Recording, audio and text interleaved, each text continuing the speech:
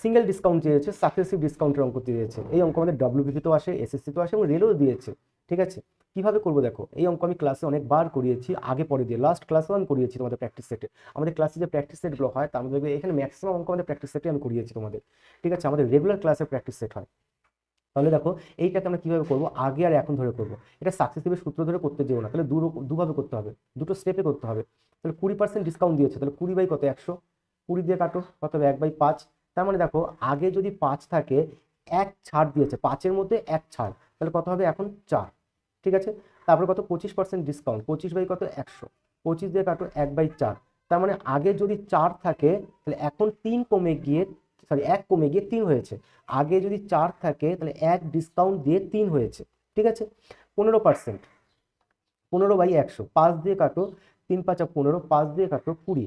আগে যদি 20 থাকে, পরে 3 কমে গিয়ে 17 হয়েছে, কারণ সবই ডিসকাউন্ট দিয়েছে না। এইবার গুণ করো। আচ্ছা এইখানে না এই 4 4 কেটে দাও, তাহলে আমার ছোট হয়ে গেল। 5×20 কত 100, 5×20 কত 100, 3×17 কত 51, 3×17 কত 51। তাহলে ছিল কত আমার আগে 100, হয়ে গেছে কত 51, কতটা কমে গেল। ঠিক আছে, কতটা কমে গেল, 49 কমে গেল। কত কমে গেল, 49 কমে গেল।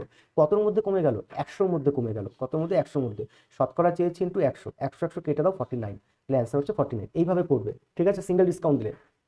আর যদি দুটো সংখ্যা দিত, যদি এখানে 20 আর 25 দিত, তখন আমরা সাকসেসিভের সূত্র করতাম। সাকসেসিভের সূত্র কি বলো, প্রতিদিন আমরা ক্লাসে করি, +-x +-y আর +-xy/100।